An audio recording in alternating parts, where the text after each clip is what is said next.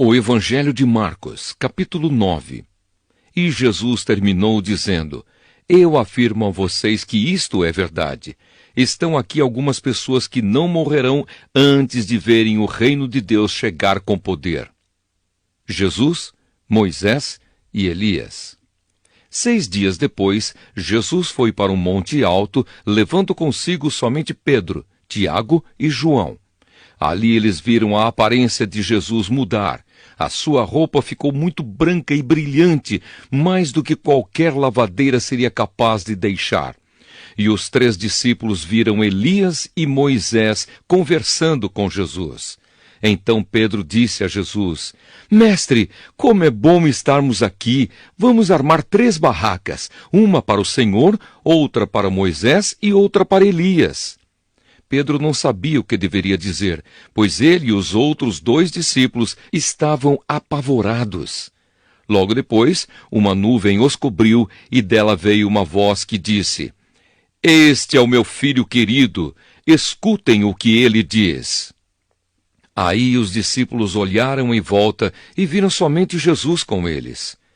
Quando estavam descendo do monte, Jesus mandou que não contassem a ninguém o que tinham visto, até que o Filho do Homem ressuscitasse. Eles obedeceram à ordem, mas discutiram entre si sobre o que queria dizer essa ressurreição. Então perguntaram a Jesus: Por que os mestres da lei dizem que Elias deve vir primeiro? Ele respondeu: É verdade que Elias vem primeiro para preparar tudo. Mas por que é que as Escrituras Sagradas afirmam que o Filho do Homem vai sofrer muito e ser rejeitado? Eu afirmo a vocês que Elias já veio, e o maltrataram como quiseram, conforme as Escrituras dizem a respeito dele. A cura de um menino. Quando eles chegaram perto dos outros discípulos, viram uma grande multidão em volta deles e alguns mestres da lei discutindo com eles. Quando o povo viu Jesus, todos ficaram admirados e correram logo para o cumprimentarem. Jesus perguntou aos discípulos: O que é que vocês estão discutindo com eles? Um homem que estava na multidão respondeu: Mestre, eu trouxe o meu filho para o Senhor, porque ele está dominado por um espírito mau e não pode falar.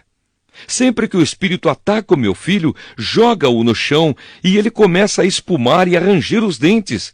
E ele está ficando cada vez mais fraco. Já pedi aos discípulos do Senhor que expulsassem o espírito, mas eles não conseguiram. Jesus disse: Gente sem fé, até quando ficarei com vocês? Até quando terei de aguentá-los? Tragam o menino aqui. Quando o levaram, o espírito viu Jesus e sacudiu com força o menino. Ele caiu e começou a rolar no chão, espumando pela boca. Aí Jesus perguntou ao pai: Quanto tempo faz que o seu filho está assim? O pai respondeu: Ele está assim desde pequeno. Muitas vezes o espírito o joga no fogo e na água para matá-lo. Mas se o Senhor pode, então nos ajude. Tenha pena de nós.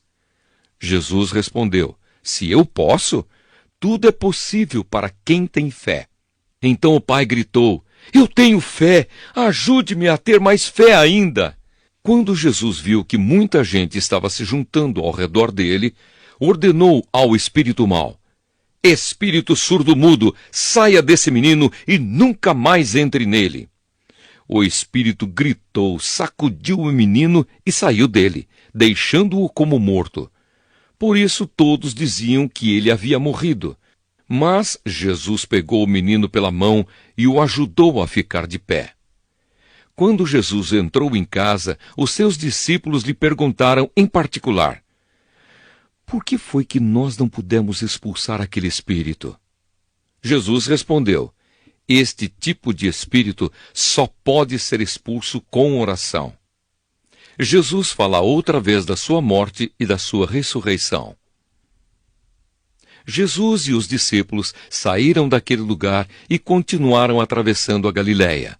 Jesus não queria que ninguém soubesse onde ele estava, porque estava ensinando os discípulos. Ele lhes dizia: O Filho do Homem será entregue nas mãos dos homens, e eles vão matá-lo, mas 3 dias depois ele ressuscitará. Eles não entendiam o que Jesus dizia, mas tinham medo de perguntar. Quem é o mais importante? Jesus e os seus discípulos chegaram à cidade de Cafarnaum. Quando já estavam em casa, Jesus perguntou aos 12 discípulos: "O que é que vocês estavam discutindo no caminho?" Mas eles ficaram calados, porque no caminho tinham discutido sobre qual deles era o mais importante. Jesus sentou-se, chamou os 12 e lhes disse: "Se alguém quer ser o primeiro, deve ficar em último lugar e servir a todos." Aí segurou uma criança e a pôs no meio deles, e abraçando-a, disse aos discípulos: "Aquele que, por ser meu seguidor, receber uma criança como esta, estará também me recebendo. E quem me receber, não recebe somente a mim, mas também aquele que me enviou. Quem não é contra nós, é por nós." João disse: "Mestre, vimos um homem que expulsa demônios pelo poder do nome do Senhor, mas nós o proibimos de fazer isso porque ele não é do nosso grupo." Jesus respondeu: "Não o proíbam, pois não há ninguém que faça milagres pelo poder do meu nome, e logo depois seja capaz de falar mal de mim. Porque quem não é contra nós, é por nós. Eu afirmo a vocês que isto é verdade. Quem der um copo de água a vocês, porque vocês são de Cristo, com toda certeza receberá a sua recompensa." O perigo do pecado. Jesus continuou: "Quanto a estes pequeninos que creem em mim, se alguém for culpado de um deles me abandonar, seria melhor para essa pessoa que ela fosse jogada no mar, com uma pedra grande amarrada no pescoço. Se uma de suas mãos faz com que você peque, corte-a fora. Pois é melhor você entrar na vida eterna com uma só mão do que ter as duas e ir para o inferno, onde o fogo nunca se apaga. Ali os vermes que devoram não morrem e o fogo nunca se apaga. Se um dos seus pés faz com que você peque, corte-o fora. Pois é melhor você entrar na vida eterna aleijado do que ter os 2 pés e ser jogado no inferno. Ali os vermes que devoram não morrem e o fogo nunca se apaga. Se um dos seus olhos faz com que você peque, arranque-o. Pois é melhor você entrar no reino de Deus com um olho só do que ter os 2 e ser jogado no inferno. Ali os vermes que devoram não morrem e o fogo nunca se apaga. Pois todas as pessoas serão purificadas pelo fogo, assim como os sacrifícios são purificados pelo sal. O sal é uma coisa útil, mas se perder o gosto, como é que vocês poderão lhe dar gosto de novo? Tenham sal em vocês mesmos e vivam em paz uns com os outros." Olá, eu sou Flávia Reis, da Igreja Angelim Teresina, e tenho a alegria de estar com você hoje nesse devocional, meditando em cima do texto de Marcos 9:23. A palavra de Deus diz assim: "Se tu podes, tudo é possível àquele que crê." Nesse contexto, Jesus estava passeando no meio de uma multidão, operando ali os seus milagres, maravilhas, fazendo sinais, quando de repente o pai de um menino aborda Jesus de maneira desesperada. A grande dúvida daquele homem, a grande crise, a sua busca era porque o seu filho, desde muito pequenininho, estava atormentado por um espírito maligno. Ali, ele completamente surdo, mudo, não conseguia se ver liberto daquela situação tão terrível. Muitas vezes se jogava no chão e aquele pai já havia buscado ajuda de tantas pessoas, inclusive dos discípulos de Jesus. Naquela ocasião ele pergunta: "Ah, Senhor, será que o Senhor pode fazer algo por mim? Será que o Senhor pode mudar a minha realidade?" E aí Jesus diz: "Tudo é possível àquele que crê."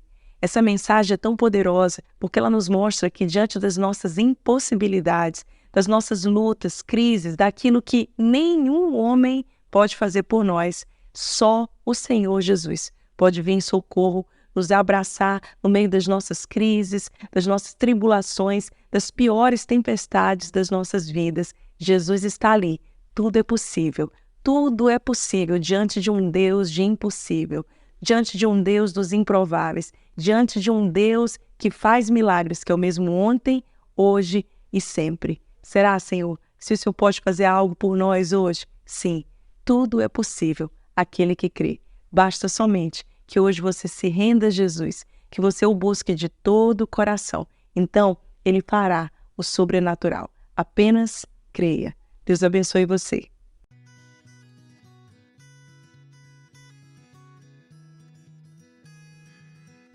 Carta aos Colossenses, capítulo 3. Vocês foram ressuscitados com Cristo. Portanto, ponham o seu interesse nas coisas que são do céu,